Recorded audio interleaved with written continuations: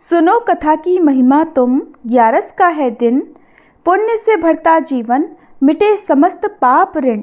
हरे कृष्णा। आप सभी का दिन शुभ और मंगलमय हो और आप सभी का बहुत बहुत स्वागत है आज की इस कथा में।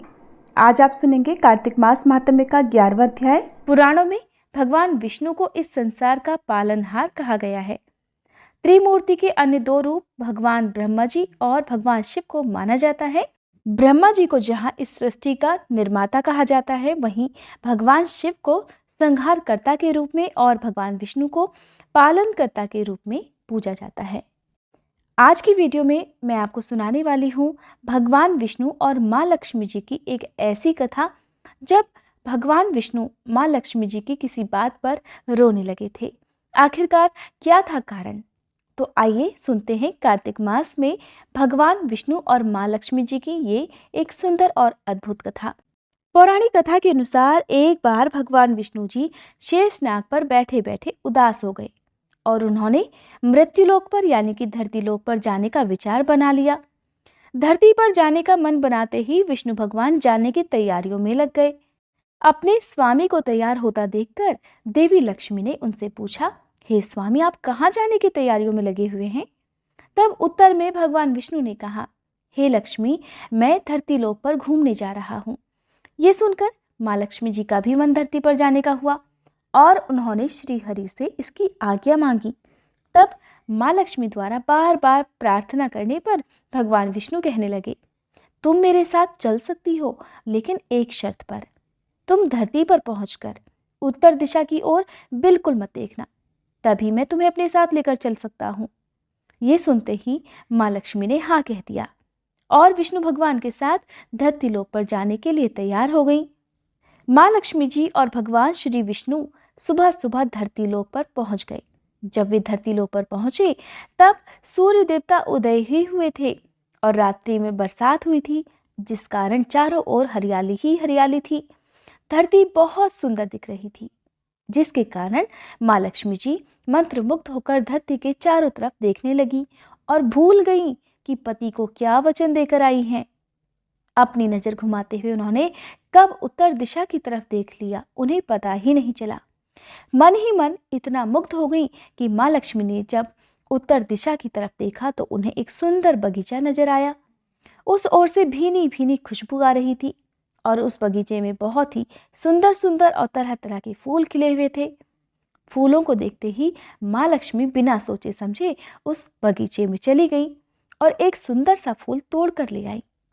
फूल तोड़ने के बाद जैसे ही माँ लक्ष्मी जी भगवान विष्णु के पास वापस लौट कर आई, तब भगवान विष्णु की आंखों में आंसू थे। माँ लक्ष्मी जी के हाथ में फूल देखकर भगवान विष्णु कहने लगे, हे देवी, कभी भी किसी से बिना पूछे उसका कुछ भी नहीं लेना चाहिए। और साथ ही उन्होंने अपना दिया हुआ वचन भी देवी लक्ष्मी को याद दिलाया। तब माँ लक्ष्मी को अपनी भूल का आभास हुआ। उन्होंने भगवान विष्णु से इस भूल के लिए क्षमा याचना भी की, लेकिन भगवान श्री हरि ने कहा, हे देवी, तुमने जो भूल की है उसकी सजा तो तुम्हें अवश्य मिलेगी। जिस माली के खेत से तुमने बिना पूछे फूल तोड़ लिए हैं वो एक प्रकार की चोरी ही तो है। इसलिए अब तुम 3 वर्ष तक माली के घर नौकर बनकर रहो, उसके बाद मैं तुम्हें वैकुंठ लोक में वापस बुलाऊंगा। भगवान विष्णु का आदेश माँ लक्ष्मी ने चुपचाप सर झुकाकर मान लिया, जिसके बाद माँ लक्ष्मी ने एक गरीब औरत का रूप धारण किया और उस खेत के मालिक के पास पहुंच गई। माधव नाम के उस मालिक का एक झोपड़ा था, जहां माधव की पत्नी 2 बेटे और अपनी बेटियों के साथ रहा करती थी। जब माँ लक्ष्मी एक साधारण औरत बनकर माधव के झोपड़े पर गई, तब माधव ने पूछा, बहन, तुम कौन हो? तब माँ लक्ष्मी ने कहा, मैं एक गरीब औरत हूँ, मेरी देखभाल करने वाला कोई नहीं, मैंने कई दिनों से खाना भी नहीं खाया, मुझे कोई काम दे दो, मैं तुम्हारे घर का सारा काम कर दिया करूँगी और इसके बदले में आप मुझे अपने घर के एक कोने में आश्रय दे देना। माधव बहुत ही अच्छे दिल का मालिक था, उसे दया आ गई, लेकिन उसने कहा, बहन, मैं तो बहुत ही गरीब हूँ, मेरी कमाई से मेरे घर का खर्च ही काफ़ी कठिनाई से चलता है, लेकिन अगर मेरी 3 की जगह 4 बेटियां भी होती तब भी तो मुझे गुजारा ही करना था। इसलिए अगर तुम मेरी बेटी बनकर जैसा भी रूखा सूखा हम खाते हैं उसे खाकर खुश रह सकती हो तो बेटी अंदर आ जाओ। माधव ने माँ लक्ष्मी को अपने झोपड़े में शरण दे दी और माँ लक्ष्मी जी 3 साल तक माधव के घर में नौकरानी बनकर रहीं। कथा के अनुसार ऐसा कहा जाता है कि जिस दिन माँ लक्ष्मी माधव के घर आई थी उसके दूसरे ही दिन माधव को फूलों से इतनी आमदनी हुई कि शाम को उसने एक गाय खरीद ली। फिर धीरे धीरे माधव ने जमीन खरीद ली और सबके अच्छे अच्छे कपड़े और गहने भी बनवा लिए। थोड़े समय बाद उसने रहने के लिए एक पक्का घर भी बनवा लिया। माधव हमेशा सोचा करता था कि मुझे ये सब इस महिला के आने के बाद ही मिला है और इसीलिए बेटी के रूप में इसने तो मेरी किस्मत ही जगा दी है। एक दिन माधव जब अपने खेतों में काम कर रहा था और काम समाप्त करके जब वो वापस आया तब उसने अपने घर के द्वार पर गहनों से लदी हुई एक देवी स्वरूप औरत को देखा। जब वो उनके पास गया तब उसे आभास हुआ कि ये तो मेरी मुंह बोली चौथी बेटी यानी कि वही औरत है। माधव एकदम हैरान था कि ये सब क्या हो रहा है, उसे कुछ समझ नहीं आया। तब साक्षात माँ लक्ष्मी जी ने उसे अपने स्वरूप से अवगत कराया और उन्होंने माधव को उसके घर रहने का कारण भी बता दिया। सारी बात जानकर माधव हाथ जोड़कर बोला, हे देवी माँ, हमें क्षमा करें, हमने आपसे अनजाने में ही अपने घर और अपने खेतों बगीचों में काम करवाया। हे माँ, ये कैसा अपराध हो गया। हे माँ, हम सबको हो सके तो क्षमा कर दीजिए। इस प्रकार जब वह बार बार निवेदन कर रहा था तो उसे देखकर माँ लक्ष्मी जी मुस्कुराने लगी और कहने लगी, हे माधव, तुम तो बहुत ही अच्छे और बहुत ही दयालु व्यक्ति हो। तुमने क्योंकि मुझे अपनी बेटी की तरह रखा, अपने परिवार का सदस्य बनाया, इसके बदले में मैं तुम्हें वरदान देती हूँ कि तुम्हारे पास कभी भी खुशियों की और धन की कमी नहीं रहेगी। इतना कहकर माँ लक्ष्मी अपने स्वामी के द्वारा भेजे गए रथ में बैठकर वैकुंठ लोक को वापस चली गई। हे माँ लक्ष्मी, जिस तरह से आपने उस गरीब माली को सारी खुशियां दी, उसके घर में धन के भंडार भर दिए, उसी तरह से इस कथा को कहने और सुनने वाले सभी भक्तों के जीवन में खुशियां भरना, उनके घर में धन के भंडार भर देना। आप सुनिए आज का महात्म्य। इससे पहले की वीडियो में आपने सुना था कि किस प्रकार एक राक्षसी को तुलसी मिश्रित जल स्पर्श करने से प्रेत योनि से मुक्ति मिल गई थी। तब राजा पृथु ने हाथ जोड़कर देवर्षि नारद से कहा कि हे महाराज, अब भगवान की पूजा का महात्म्य सुनाने की भी कृपा कीजिए। देवर्षि नारद ने तो राजा पृथु के सभी प्रश्नों का उत्तर दिया ही था। जब राजा पृथु ने इस प्रकार निवेदन किया तब देवर्षि नारद वीणा बजाते हुए नारायण नारायण कहकर कहने लगे कि हे राजा पृथु, जो मनोविनोद अर्थात हंसी में भी भगवान का भजन कर लेता है उसको भी परम पद प्राप्त हो जाता है, और जो श्रद्धा युक्त होकर भजन करता है उसके महात्म्य का तो कभी वर्णन ही नहीं किया जा सकता। इस संबंध में हे पृथु, मैं एक अति प्राचीन इतिहास तुम्हें सुनाता हूँ, ध्यानपूर्वक सुनो। देवर्षि नारद कहने लगे, कलिंद पर्वत पर दीर्घपुर नामक नगर में सुबाहु नामक एक अत्यंत धर्मात्मा राजा राज्य करता था। वह प्रजा का पुत्र के समान पालन करता था और उसकी प्रजा भी उससे बहुत प्रेम करती थी। उसके धूम्रकेश नाम का एक पुत्र था जो अत्यंत दुराचारी, परस्त्रीगामी, चोर और जुआरी था। पुत्र के दुराचरणों को देखकर राजा सुबाहु ने उसे समझाने का अनेक बार प्रयास किया। उसे अनेकों बार प्रताड़नाएं भी दी, लेकिन वह किसी प्रकार नहीं माना। एक दिन खेलते हुए उसकी गेंद छोटी रानी के महल में जा गिरी। जब वह गेंद लेने के लिए महल में गया तो उसकी विमाता छोटी रानी उस पर मोहित हो गई और उन दोनों ने कामांध होकर भोग विलास किया। जब राजा को इस बात का पता चला तो राजा ने धूम्रकेश को प्राण दंड तो नहीं दिया, परंतु उसे अपने राज्य से बाहर निकाल दिया। अब राजकुमार वन में रहकर हर दिन मांस मदिरा खाता पीता और रात को वैश्याओं के यहाँ निवास करता। चोरी आदि करके जो भी धन उसे मिलता वह सब वैश्याओं को वह दे दिया करता। इस प्रकार अनेकों वर्ष बीत गए। एक समय वह भटकते भटकते वृंदावन में पहुंच गया। वृंदावन में धूम्रकेश ने सत्यव्रत नामक एक परम विष्णु भक्त को देखा जो अपना घर बार छोड़कर कार्तिक मास में वृंदावन में ही रहकर भगवान का पूजन करता और केवल कंदमूल और फल खाया करता था। वह भक्त प्रतिदिन भगवान से प्रार्थना किया करता कि हे भगवान, इस दुख रूपी संसार में डूब रहे मुझ दीन की आप रक्षा कीजिए। मैं राधा जी सहित आपको बारंबार नमस्कार करता हूँ। प्रेम मगन होकर वह भक्त कभी कभी रोने, कभी गाने तो कभी नाचने लगता था। धूम्रकेश ने उस भक्त की जब ये क्रियाएं देखी तो रात को वैश्या के घर आकर मिट्टी की एक मूर्ति बनाकर वैसे ही सब काम उसने भी किए जैसा वह विष्णु भक्त किया करता था। अंत में स्तुति आदि करके वह वैश्या के घर में ही सो गया। दैव योग से राजा के दूत भी उसी समय वहां आ गए और उनके हाथ से धूम्रकेश मारा गया। अब जब वह मारा गया तो यमदूत उसे महापापी समझकर मारते हुए पकड़कर यमराज के पास ले गए। धूम्रकेश को देखते ही यमराज अपने सिंहासन से खड़े हो गए और पाद्य अर्घ आदि देकर उसका सत्कार किया। फिर अपने दूतों को फटकारते हुए कहा कि तुम्हें धिक्कार है। जब हमने ये आज्ञा दी हुई है कि विष्णु भक्तों को यहाँ पर मत लाओ, फिर तुम सब यहाँ धूम्रकेश को क्यों लेकर आए? उसने तो कार्तिक मास का व्रत वृंदावन धाम में चाहे हास्य में ही किया हो, फिर भी वह वैकुंठ लोक में जाने का अधिकारी है। वैकुंठ लोक में भेजने से पहले यमराज ने धूम्रकेतु को अपने निकट बिठाकर कहा कि भगवान की भक्ति 9 प्रकार की है। उनकी कथा सुनने से राजा परीक्षित, कीर्तन से शुकदेव, स्मरण से प्रहलाद, चरणों की सेवा से लक्ष्मी जी, पूजा से पृथु, वंदना से अक्रूर, दास्य भाव से अर्जुन और आत्मनिवेदन से राजा बलि, ये सब जिस प्रकार परम पद को प्राप्त हुए हैं उसी प्रकार चाहे हास्य से ही सही तुमने भगवान की पूजा की, मगर फिर भी तुम स्वर्ग के अधिकारी हो।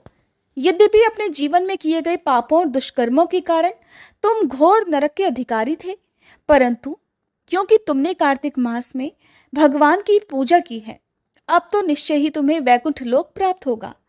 कार्तिक मास में की गई भगवान की पूजा कभी भी निरर्थक नहीं जाती। जहां पर भगवान शालिग्राम है वहीं पर गंडकी नदी और अन्य तीर्थ हैं। धूम्रकेश को शास्त्रों का कुछ भी ज्ञान नहीं था, इसलिए उसने हाथ जोड़कर यमराज से पूछा कि हे स्वामी, भगवान सभी नदियों को छोड़कर गंडकी को कैसे प्राप्त हुए? कृपा करके मुझे भी बतलाइए।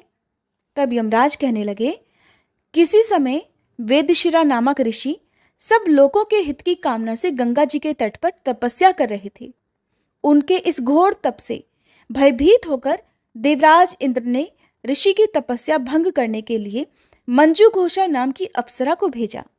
मंजू घोषा उस रमणीक स्थान में क्रीड़ा करती हुई अपने रूप और यौवन का प्रदर्शन करके हाव भाव दिखाने लगी। फिर उसी स्थिति में उसने मुनि के चरणों का स्पर्श किया तो उनके रोमांच खड़े हो गए। तत्पश्चात मुनि को अपने वशीभूत जानकर मंजू घोषा ने अपनी दोनों भुजाएं उनके गले में डाल दी। तब क्रोधित होकर मुनि ने श्राप दे डाला कि तुम मुझे इस संसार सागर में डालने को तत्पर हुई है, इसलिए तुम नदी बन जाओ। मुनि का श्राप सुनकर मंजू घोषा रोने और बिलखने लगी। उसने प्रार्थना करते हुए मुनि से कहा, हे मुने, मैं श्राप के योग्य नहीं हूं, आप मुझे क्षमा कर दीजिए। उसकी प्रार्थना से द्रवित होकर मुनि ने कहा कि जिस समय भगवान विष्णु वृंदा के श्रापवश शिला रूप होकर तुम में अर्थात गंडकी में स्थित होंगे, तब तुम भगवान को धारण करने वाली होगी। इस प्रकार मेरे द्वारा दिया गया यह श्राप तुम्हारे लिए वरदान से भी अधिक श्रेष्ठ सिद्ध हो जाएगा। अंत में यमराज ने कहा, हे राजकुमार, अब तुम विष्णु लोक को जाओ। तब धूम्रकेश सुंदर विमान में बैठकर बैकुंठ लोक को चला गया और उसे वहां हरि चरणों में स्थान मिल गया। यह सब धूम्रकेश द्वारा कार्तिक मास में मात्र 1 दिन पूजा करने का परिणाम था। ये कहकर नारद जी ने कुछ समय के लिए अपनी वाणी को विराम दिया। हरे कृष्णा। आज के अध्याय में बस इतना ही। अब सुनिए श्री तुलसी चालीसा पाठ और तुलसी माता की आरती। जय जय तुलसी भगवती सत्यवती सुखदानी, नमो नमो हरिप्रेसी श्री वृंदावन खानी। श्री हरिशीष विरजनी देहु अमर वर अम्ब, जनहित हे वृंदावनी अब न करहु विलंब। धन्य धन्य श्री तुलसी माता, महिमा अगम सदा श्रुति गाता। हरि के प्राणहु से तुम प्यारी, हरहि हेतु कीन्हो तप भारी। जब प्रसन्न है दर्शन दीन हो, तब कर जोरी विनय उस कीन हो। हे भगवंत कंत मम होहु, दीन जानि जानि छाड़हु छोहु। सुनी लक्ष्मी तुलसी की बानी, दीन हो श्राप कध पर आनी। उस अयोग्य वर मांगन हारी, हो बिटप तुम जड़ तनुधारी। सुनि तुलसी ही श्रव्यो तेहि ठामा, करहु वास तुहु नीचन धामा। दियो वचन हरि तब तत्काला, सुनहु सुमुखि जानि होहु बिहाला। समय पाई ब्योहरो पाति तोरा, पूजहि आस वचन सत मोरा। तब गोकुल मह गोप सुदामा, तासु भई तुलसी तू बामा। कृष्ण रास लीला के माही, राधे शक्यो प्रेम लखि नाही। दियो श्राप तुलसी तत्काला, नर लोकहि तुम जन्महु बाला। यो गोप वह दानव राजा, शंख चूर्ण नामक शिर ताजा। तुलसी भई तासु की नारी, परम सती गुण रूप अगारी। अस द्वै कल्प बीत जब गयहु, कल्प तृतीय जन्म तब भयहु। वृंदा नाम भयो तुलसी को, असुर जलंधर नाम पति को।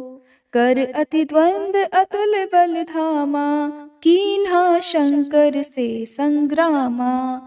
जब निज सैन्य सहित शिव हारे, मरहि न तब हर हर ही पुकारे। पतिव्रता वृंदाती नारी, को न सके पति ही संहारी। तब जलंधर ही भेष बनाई, वृंदा ढिग हरि पहुँचो जाई। शिव हित लहि करि कपट प्रसंगा, कियो सतेत्व धर्म तो ही भंगा। भयो जलंधर कर संहारा, सुनी उर शोक उपारा।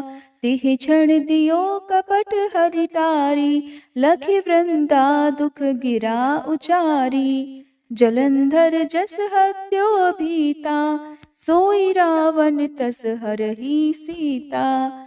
अस प्रस्तर सम हृदय तुम्हारा, धर्म खंडी मम पति संहारा।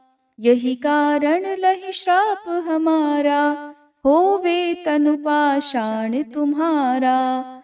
सुनि हरि तुरत ही वचन उचारे, दियो श्राप बिना विचारे। लख्यो ना निज करतूत पति को, छलन चाहियो जब पार्वती को। जड़ मति तुह अस हो जड़ रूपा, जग में तुलसी बिटप अनूपा। धग्व रूप हम शाली ग्रामा, नदी गंडकी बीच ललामा। जो तुलसी दल हम ही चढ़ई है, सब सुख भोग परम पद पई है। बिनु तुलसी हरि जलत शरीरा, अतिशय उठत शीश उर पीरा। जो तुलसी दल हरि शिर धारत, सो सहस्त्र घट अमृत डारत। तुलसी हरि मन रंजनिहारी, रोग दोष दुख भंजनिहारी। प्रेम सहित हरि भजन निरंतर, तुलसी राधा में नाही अंतर। व्यंजन हो 56 प्रकारा, बिन तुलसी दल ना हरहि प्यारा। सकल तीर्थ तुलसी तरु छाही, लहत मुक्ति जन संशय नाही। कवि सुंदर इक हरि गुण गावत, तुलसी निकट सहस गुण पावत। बसत निकट दुर्वासा धामा, जो प्रयास ते पूर्व ललामा। पाठ करहि जो नित नर नारी, हो ही सुख भाषहि त्रिपुरारी। तुलसी चालीसा पढ़ी तुलसी तरु गृहधारी, दीप दान करी पुत्र फल पावहि बंध्यहु नारी। सकल दुख दरिद्र हरिहार हुए परम प्रसन्न, आशीय धन जन लड़ही कर बसहि पूर्णा अत्र। लाही अभिमत फल जगत, महिलाहि पूर्ण सब काम। जेई दल अर्पहि तुलसी, तह सहस बसहि हरि राम। तुलसी महिमा नाम लख, तुलसी सोत सुख राम। मानस 40 रच्यो, जग मह तुलसीदास। प्रेम से बोलिए तुलसी महारानी की जय। तुलसी महारानी नमो नमो, हर की पटरानी नमो नमो। तुलसी महारानी नमो नमो, धन तुलसी पूरण तप कीनो। शालिग्राम बनी पटरानी नमो नमो। तुलसी महारानी नमो नमो, हर की पटरानी नमो नमो। जाके पत्र मंजरी कोमल, श्रीपति कमल चरण लपटानी नमो नमो। तुलसी महारानी नमो नमो, हरि की पटरानी नमो नमो। कौन महीने बोई रानी तुलसा, कौन महीने हुई हरियाली नमो नमो। तुलसी महारानी नमो नमो, हर की पटरानी नमो नमो। कौन महीने हुई तेरी पूजा, कौन महीने हुई पटरानी नमो नमो। तुलसी महारानी नमो नमो।